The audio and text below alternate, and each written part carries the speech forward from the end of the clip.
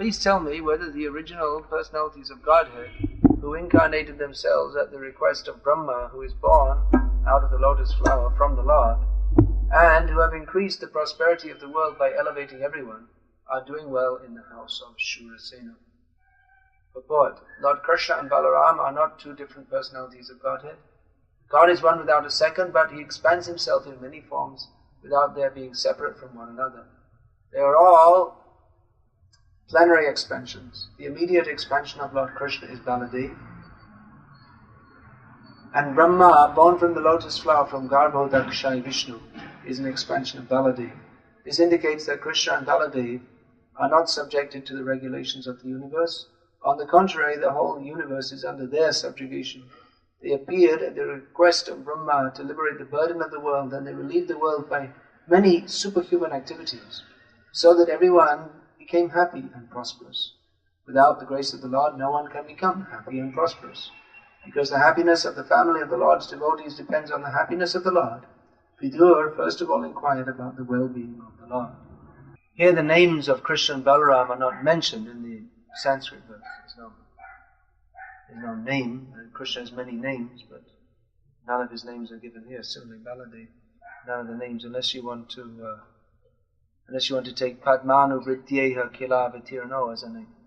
Means those who have incarnated upon being requested by he who was born from the lotus. Could possibly be used as a name. Sometimes in these Sahasranamas, or a list of names, you find very long names like this. There's no direct indication of Krishna and Balaram, but it's clear who is being indicated. That who else is called by he? First of all, who's born from a lotus? That's only Brahma. And then who does he call? Of course, there's also Lakshmi is said to be born from a lotus, but then she doesn't call anyone to this world to incarnate. Again, just Swanabhya, so that distinguishes Brahma, who's born from the lotus, particularly the one which comes out of the navel of the Lord.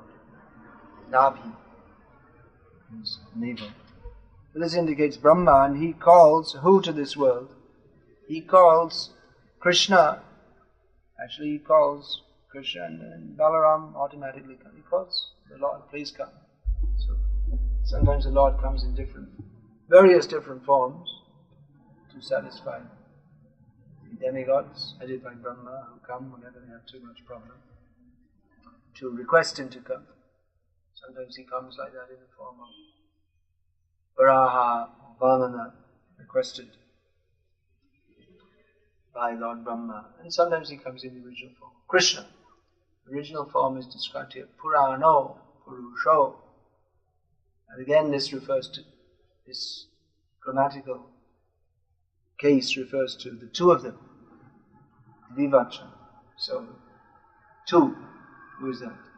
Krishna and Balaram. The original personalities of Godhead. Purana, of course, means old. Here. It's being understood in the sense of original. The Lord is very old. That is one thing that we can deduce about God. He's very old.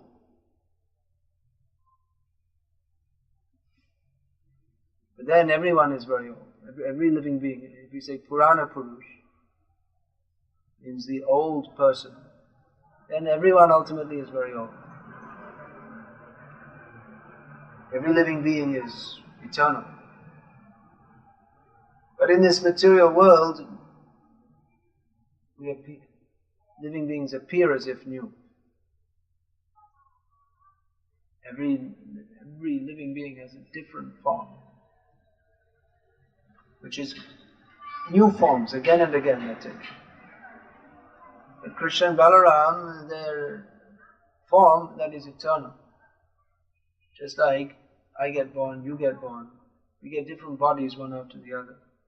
But Krishna and Balaram appear always looking the same. They don't have different forms. Adyopi sanavegatna bhutanam ishvaropi san prakritim swamadishtaya sambhavami atmanaya. Krishna, although he is unborn, and his avyayatma, his transcendental form never deteriorates. It's not that Krishna describes Vasang Sijanani Yatha Vihaya Navani Gipnati Naroparani Tata Sharirani Vihaya Chinani Anyani Sangyati Navani Dehi. When the old cloth is worn out, you throw it away and get new cloth. So in the same way, the cloth is covering for the body is covering for the soul. So when the body is worn out, you get a new body. But Krishna's body is not like that. It's not that his body is covering his soul. He is his body. Avyayatma, his body doesn't deteriorate. He doesn't become old. Therefore, he appears again and again in the same original transcendental form. This is the mystery of Krishna. So Krishna is the original person, Krishna and Balarama. Yeah, they're both being described as the original personalities of Godhead. Generally we say Krishna. And then people ask us, recently, I mean, it's just over 2 weeks ago in Surat, it's a common question. Someone asked me, well, why do you always say Krishna and not Ram? Because Ram is also very popular. We're always talking, Krishna is the Supreme Personality of Godhead. We have to surrender to Krishna. And what about Ram? So I asked him, are you a Ram Bhakta? He said, yes. Then how many times do you chant the name of Ram every day? I said, well, I don't have any fixed amount. He said, well, we're chanting, then we worked it out. We're chanting Hare Ram, Ram Ram, Hare Hare. So we're chanting more, we're chanting the names of Ram more than you. But when we say Krishna, then it's understood. What is understood? Ramadi Murtishu Kalani Amena Tishtan Nana Avataramakaro Pumaneshu Kintu Krishna Swayam Samavataramapumanna Govindavati When we say Krishna, that means within Krishna is included Ramadi Murti. All the different forms of the Lord, beginning with Ram. Actually, Ram here means Balarama. But then again, Balarama is non-different anyway from Dasharat Sutta, Ramachandra, Bhagavan, Sitapati. So, Krishna, Balaram, Ram, Nrsimha, Varaha, Kurma, so many forms. They're not different, but Krishna is the original form. That Krishna's tu Bhagavan Swayam, Diparjare Veda Shantarama Vipeta, Dipayate. Vritahetu Samana Dharma, Yastajage Vihita Vishnu Tiyavita, Govindamani Purushottam. It's very clearly explained in the Brahma Samhita. So Prabhupada explains here, and it makes the same point in the purport, that Krishna and Balaram are not two different personalities of Godhead. What's that point of distinction? So when we say Krishna, then that means that we're referring to all the different forms of the Lord.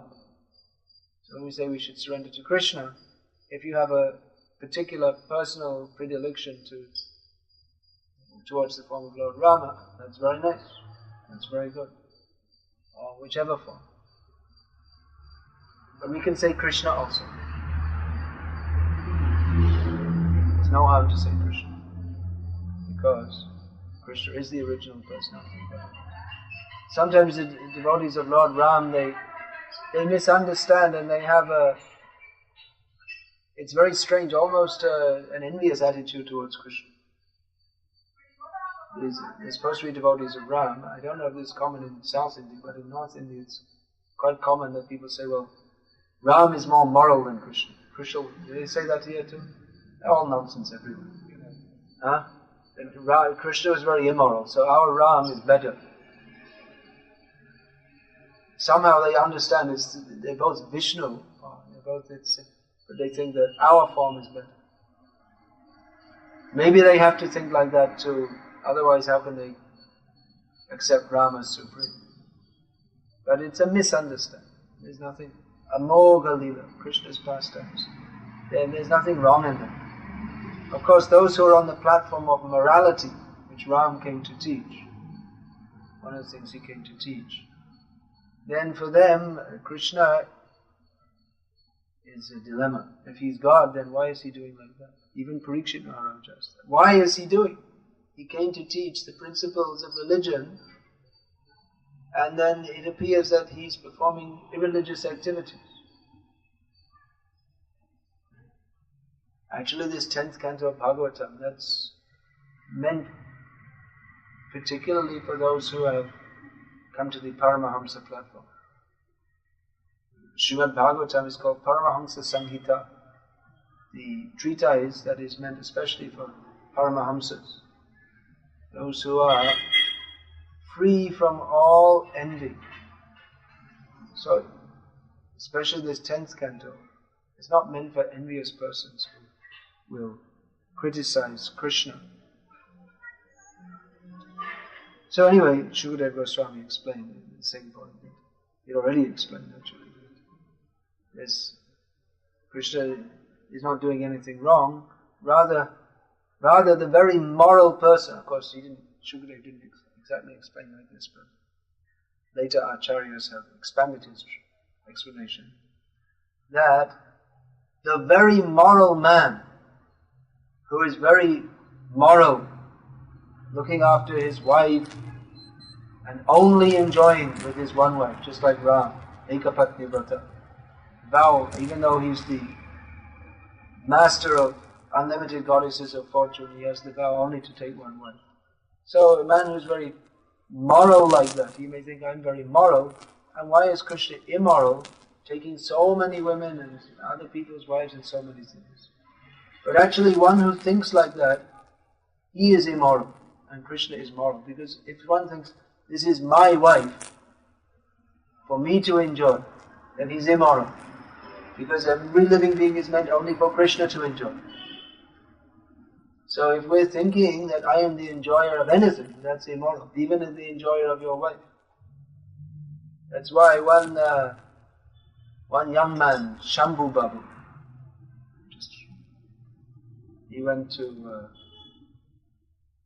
he was going to get married, came from Calcutta, so he thought to visit, before he would get married, he thought to take blessings from Siddhanta Saraswati, who was living in Mayapur at the time. He said, "Do you please give me your blessings for family life?" And Siddhanta Saraswati said, "No. Rather, I recommend you don't get married at all. Give it up. Give up the idea of getting married. It's simply an obstacle in your devotional life." So, he didn't expect that. So then he thought, okay, I'll go and see Gaur Kishore Das Babaji Maharaj. He's living on the other side of the river, in Navadip, on the other side, a little over. So he went to see Gaur Kishore Das Babaji Maharaj and asked for his blessings for his upcoming family life. He said, yes, I'll bless you. I'll bless you that you can live an ideal Vaishnava family life. So I thought, oh, this is very nice. Ideal Vaishnava family life means that you shouldn't think you're the enjoyer of your wife. You should think that she is a Vaishnavi. So you should serve her. Instead of her serving you, you should bring her water, bring her prasad and all these things, and take her penance. Then you can be an ideal household. So again, he left disappointed. In other words, Gaur Kishore Das Babaji, I mean, this is completely against the whole social culture, that the man will serve the wife. Of course, nowadays I don't know. But of course he serves her, but in a different way. The role of serving, that means the wife is to serve the husband. But he turned it around.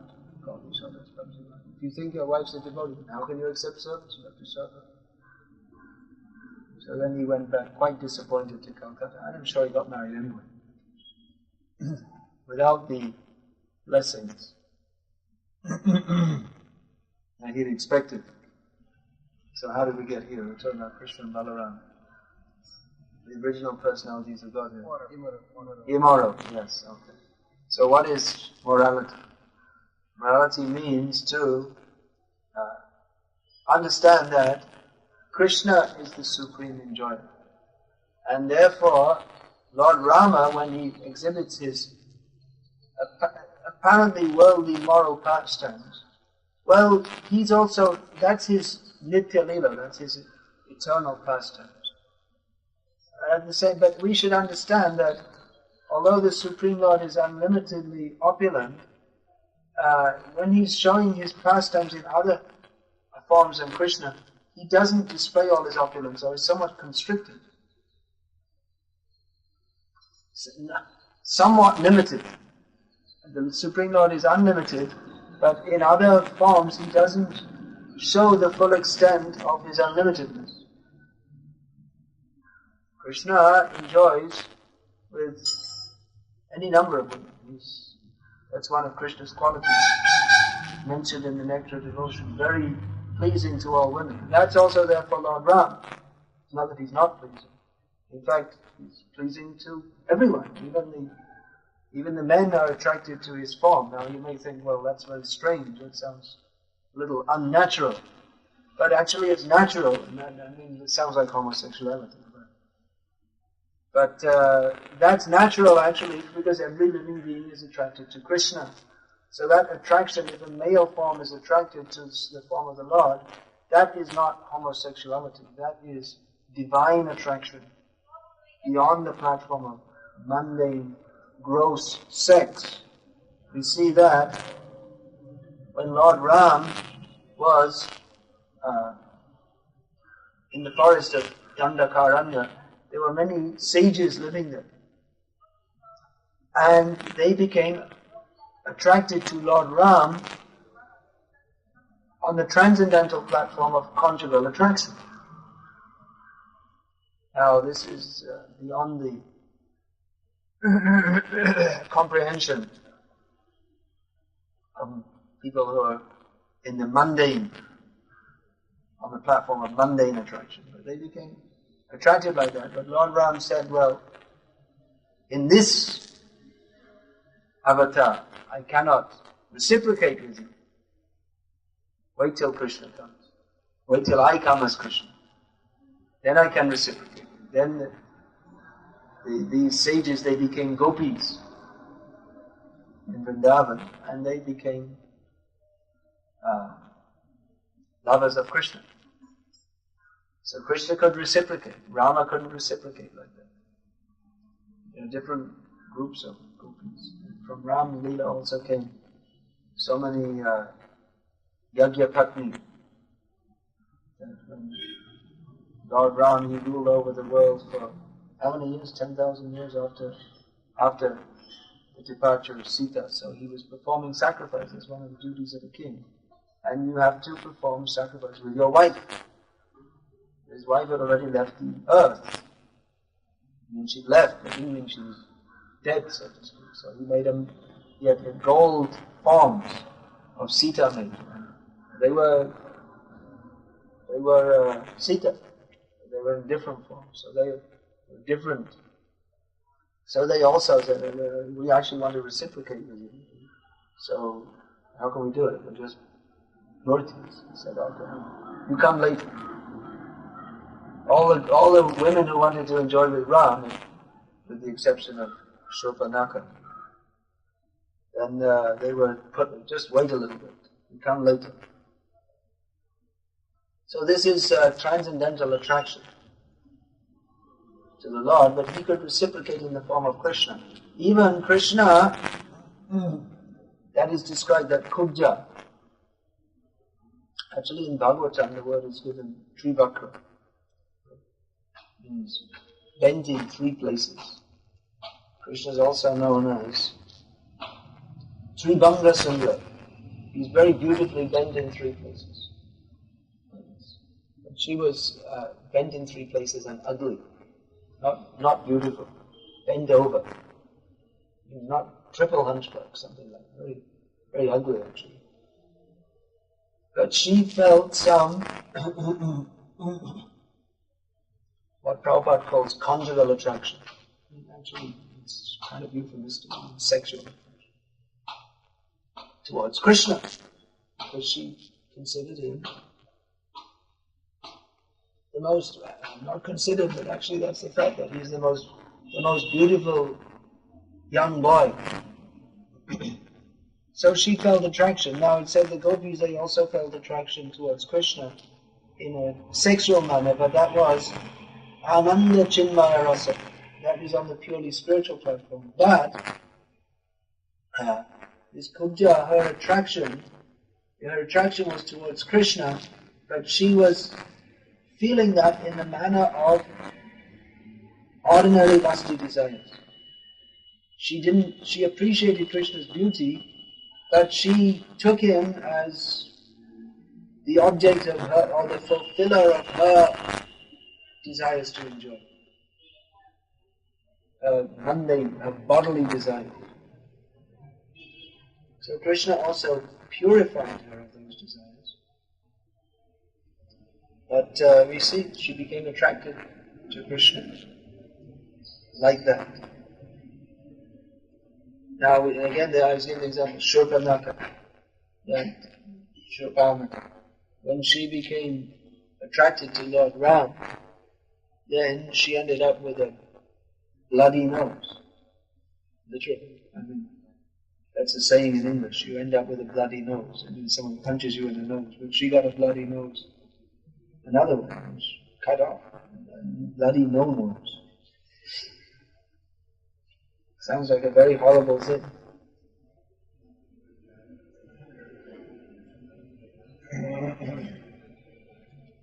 But of course that was also because of her offences. That she was very envious of Sita. She wanted to kill Sita.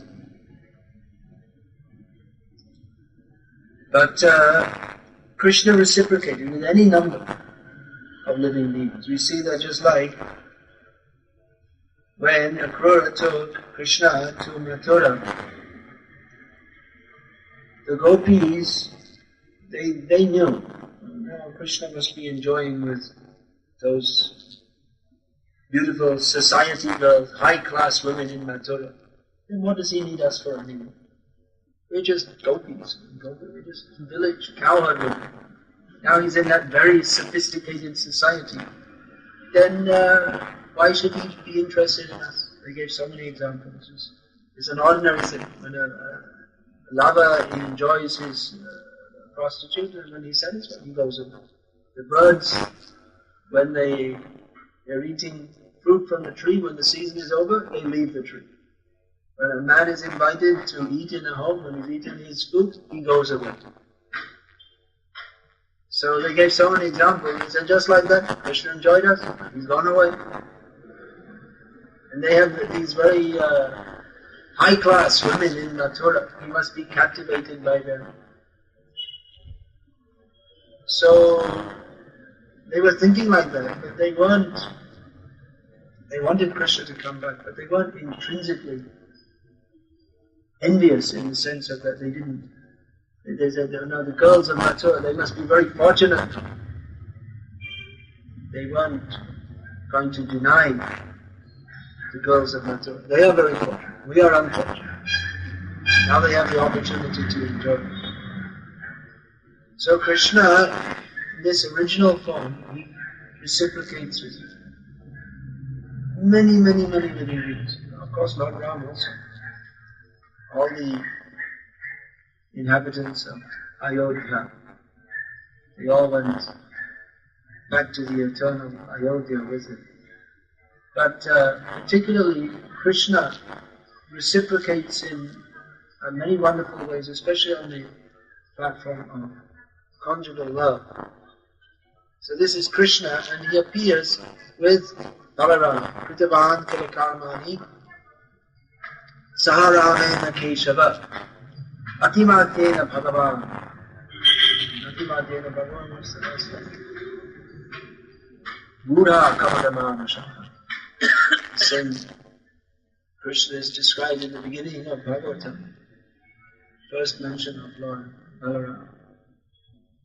That Krishna and Balarama, they appeared together and they performed many wonderful activities. They are the supra-mundane personalities of Godhead. But they were covered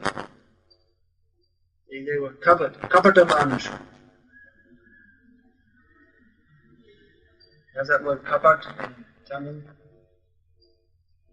It's a Sanskrit word, right? No. You know what kapat means? Wicked? No. In Sanskrit it means something. Kapat? Kapati. It means cheating actually. Cheating. Cheating. So this word is kapataman, that means they're cheating men. Gura means kapata. But it's not kapatamanus here, it's used in a different way. It means that not exactly cheating, but they appear to be like ordinary people. But actually they're not. They are atimartya. They're not. An ordinary person is martya. He's subject to death. But they are atimartya. They are beyond death. But they appeared like ordinary people. Both Krishna and Balaram, how they passed away, that is unusual, to say the least. How did Balaram pass away? Anyone remember?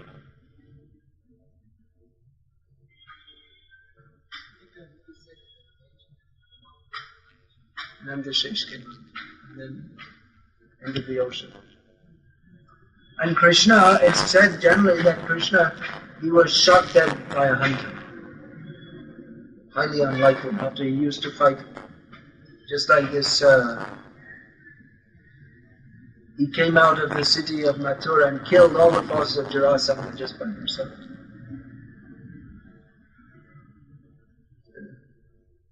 So, Prabhupada writes in the Nectar of Devotion, this is unparalleled in the history of military activity, that one person can defeat a whole army just by himself. And then some primitive hunter was shooting dead. That's not actually how he passed away. If you see Bhagavatam, that's described there. Then the hunter, Jara, who was actually Bhrigu Muni on the previous life, he is actually non-different from Bhrigu Muni, because Bhrigu Muni is also still going on. So he came and he apologized. I'm sorry, I didn't really mean to do that. I said, Krishna, no, it's okay. Anyway, it was time for me to go. And I'm going anyway, so this is all right, just to fool the atheists. And then Krishna, in his self-same form, as described in Bhagavatam, ascended, closing his eyes. Went up. He closed his eyes, the Acharyas explained, because as he was going up, all the different demigods might be calling him, why don't you stop for a little time here, come to our planet. And he didn't want to get involved in all these social things. And so he just closed his eyes and pretended not to see anyone and just went down. So if people say Krishna died by being shot in the foot, you can tell that's not true. He comes and he goes according to his own sweet will. He kills everyone. He is not killed by anyone. So that's the actual description. How he ascended to the spiritual world. So Krishna and Balaram, they come and they perform many wonderful activities. Balaram is the first expansion of Krishna, but even though he's not different from Krishna, immediately there are some apparent differences there. It means that Balaram is the servant of Krishna. He feels, I'm the servant of Krishna. Although sometimes, as an elder brother, he serves him by chastising him. Sometimes he does that also. Just like when Krishna humiliated Rukmini after kidnapping Rukmini. And Rukmini, the brother of Rukmini, came and he wanted to kill Krishna. So Krishna just nonchalantly captured him, tied him up, and gave him a little, with his sword, he gave him a little shaving job. Cut a little bit here, a little bit there, a little bit there. So he looked terrible. So Balaram came and said, "This is not very good. You're acting wrongly. See, he's your brother-in-law. Why are you doing this?" Of course, not too much time later, Balaram himself smashed Rukmi on the head with his club and finished him off altogether. But at that time he was chastising Krishna. Why are you doing this? This is wrong. It's not befitting a member of our family. But generally you see Balarama is in the mood of serving Krishna. And even though, he's also in the mode of serving Krishna when he's chastising him, because it's all part of the pastimes. So Balarama also, see, Krishna was the supreme enjoyer in the Rasa Leela. But Balarama, he doesn't go there at that time. He has his own Rasa Leela later. But that's explained by the commentators that who Balarama was dancing with, those very young, those girls were too young at the time. Balarama came back later and danced with them. But, I think it's Jiva Goswami explained that. It's either Jiva or Vishwanath. Most of them do all these commentaries on these very highly esoteric points. That actually Balarama, he was offering all this pleasure to Krishna. The pleasure of dancing with those gopis. Not thinking that I am the enjoyer. That actually they want to dance with Krishna. So I represent Krishna and offer all this to Krishna. So that was his mood. Not in the mood of the enjoyer. He is the supreme enjoyer.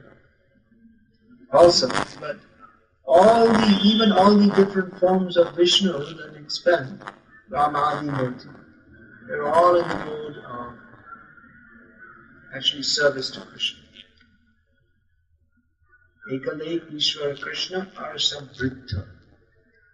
Jare Joiche Nachai, Jare Joiche Nachai, Jare Joiche Kare Vritta. As Krishna's Kaviraj explains, there is one supreme controller, that is Krishna. And all others are servants. And according to the way he makes them dance, that way they dance. Everyone is dancing under his direction. Hare Krishna. So even the Vishnu forms, they're also servants of Krishna. Just like you see, Mahavishnu called Krishna. I wanted to see you. Please, therefore, took away all these sons of the Brahmana. So here we're describing Krishna and Balarama. Krishna is the original form. Hare Krishna. I'll finish that. With the hour going off, I'll also go off. Any questions? There is a description that actually Krishna also left after ascending. He left some body made from... Right, the so-called material body. The atheists, you want to think I'm material? Okay, here you are. It's for your pleasure. You can go to hell thinking of this.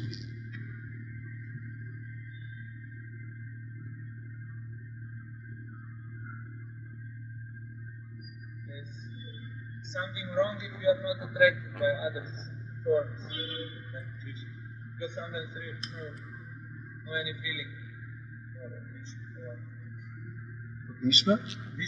Vishnu. Well, that depends what level of consciousness we're on. The gopis, they also weren't much attracted to Narayana. When Krishna showed the four-handed form, they said, "Oh, Narayana, Om Namo Narayana. Where's Krishna? Do you know? Did you see him?" So if you're on that platform, very good. If you're not, you better be careful.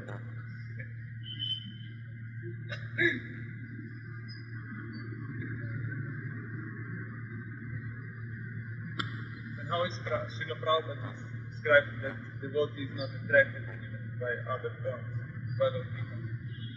Yeah, that means if you're on the very elevated platform. I mean, that's our misfortune. If we're not attracted to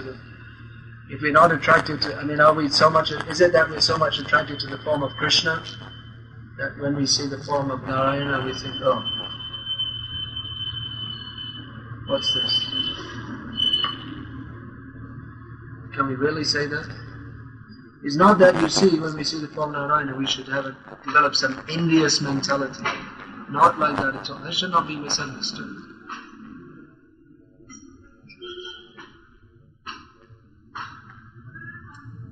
Chaitanya Mahaprabhu, he would also celebrate this Ram Vijaya Dashami. He would play the part of Hanuman attacking Lanka. He would also celebrate Janmashtami, in which at least the general understanding is Vasudeva form has appeared in Mathura. He would do all the dramas and everything.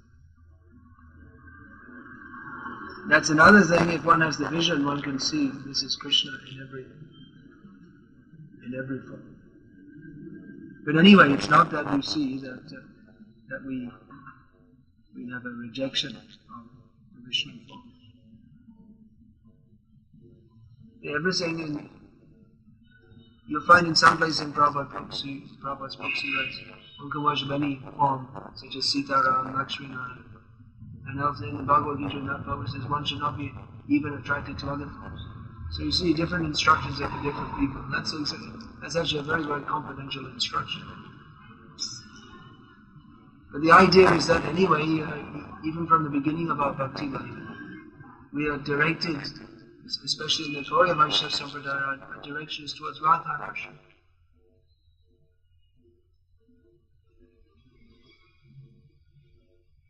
So that's generally you see we don't worship Radha Krishna and Sita Ram and Lakshmi Varaha and Lakshmi Nrsimha. We'll concentrate on one form, one particular form.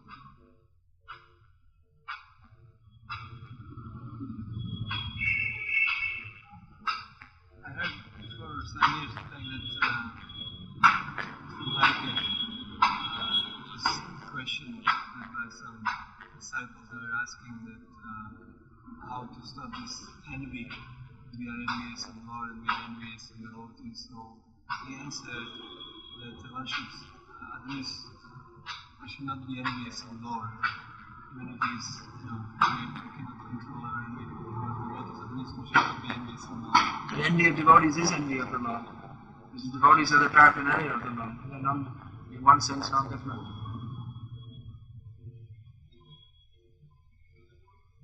That becomes the neophyte mentality. Acharya mevaharye pujasya shratayandate atam bhakteshu chanyeshu sabhakta prakrtasvitaha. One who worships Hari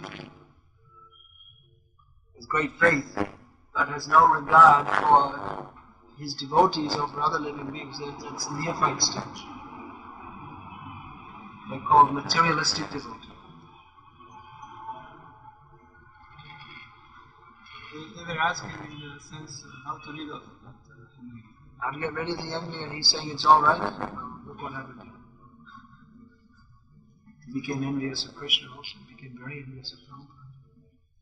So it seems it's not very good advice.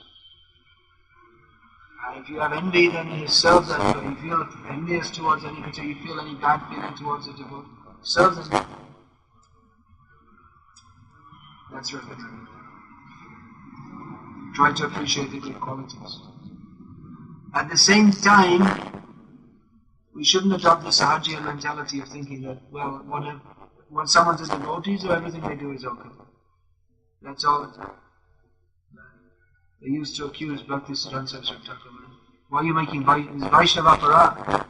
He's pointing out these people, their philosophy is wrong, their behavior is wrong. Oh, that's Aparad. No, we should see it. I've heard it said that Prabhupada said it was not confirmed, but anyway, it's quite a good example. That when you have two eyes, you should see with one good eye and one bad eye. You see the good things? That's the pure Vaishnava platform. But one should be realistic and discriminate. It's a Madhyamadikari platform. We can't artificially pretend that we're on the topmost platform. And even if we are on the topmost platform, if we fail to distinguish between what is right and what is wrong, then it will just, everything will descend to the lower than neophyte level, just to the materialistic level. If we say that someone's chanting Hare Krishna, so it doesn't matter if whatever else they do, then it just becomes a farce. It becomes a sinful life in the name of bhakti. That's what happens.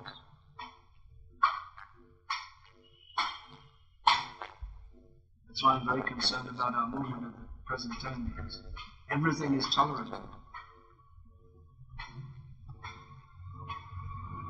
It's very dangerous. See, there used to be a lot, especially at the top levels of our society, there used to be a lot of infighting and criticizing and competition. So devotees realized, well, that's wrong, that's not good. So then they thought, okay, now we'll just praise all the devotees. Somewhere in between. The tendency should be to praise, but not without discrimination.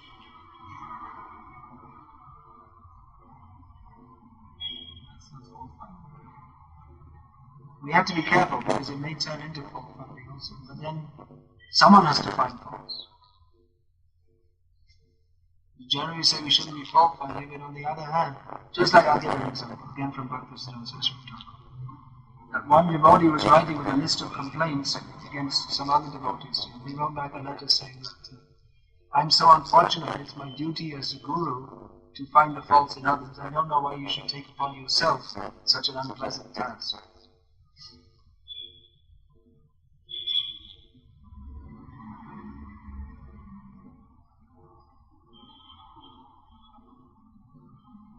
Where to find the balance? It's easy for our own devotional lives to just, close your eyes and say, everything's nice, everything's wonderful, everything's great. And then on the other hand, we also have a duty to Srila Prabhupada and to everyone else in newcomers who come, if we tell them everything's great, everything's wonderful, and, this, whatever you do, it's all wonderful. That's actually Mayavad. Everything is wonderful, everything is good. You just chant Hare Krishna and do whatever you like. And that's not what. Why have a guru? Why have Shastra?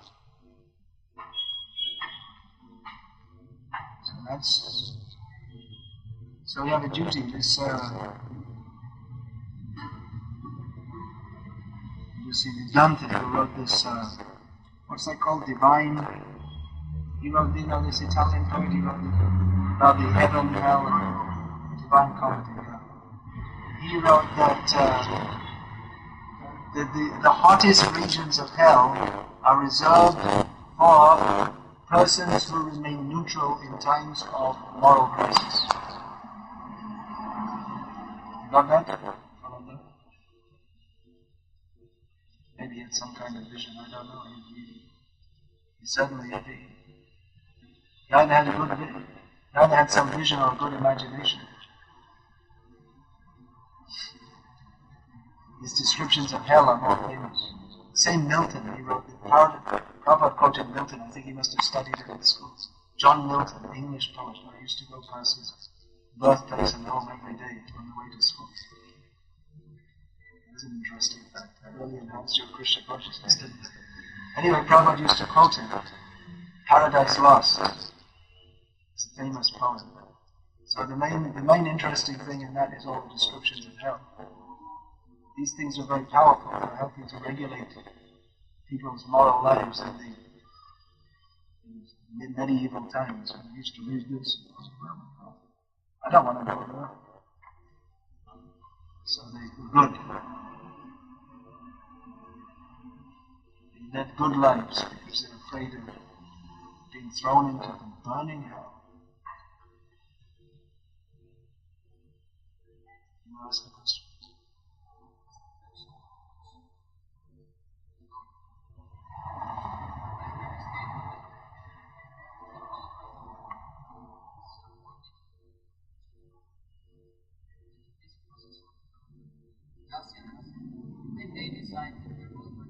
Yes, that's right. We should serve Chaitanya Mahaprabhu in the mood of a servant.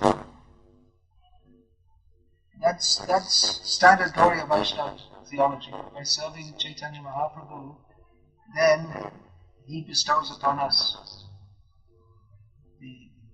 eligibility to understand the pastimes of Radha and Krishna. There's so much. And then that whole song, Goranga Balite Hare Pula, our copy Nitai, when by chanting the names of Goranga, then you feel ecstasy. Nitai chant. By his mercy you overcome material desires. Then by the mercy of the 6 Goswamis of Vrindavan, then you can see Vrindavan. The standard Gauriya Vaishnava.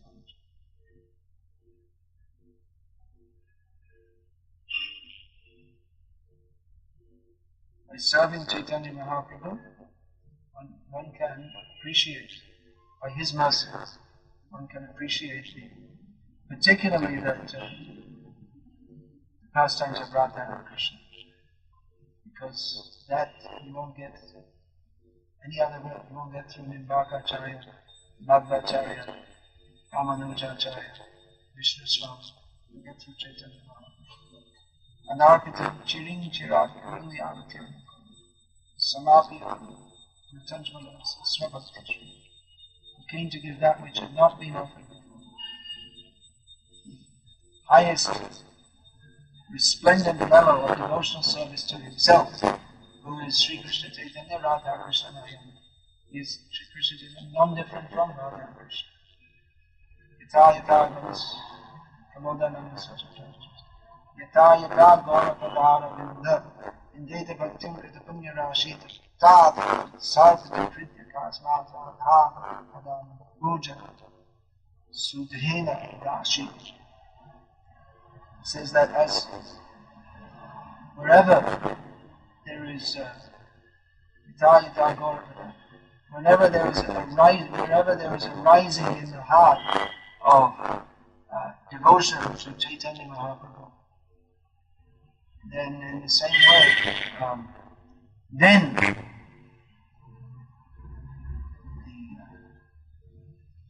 attraction to Radharani will come on the basis of this. That will manifest within the heart, the nectar of attraction to Radharani.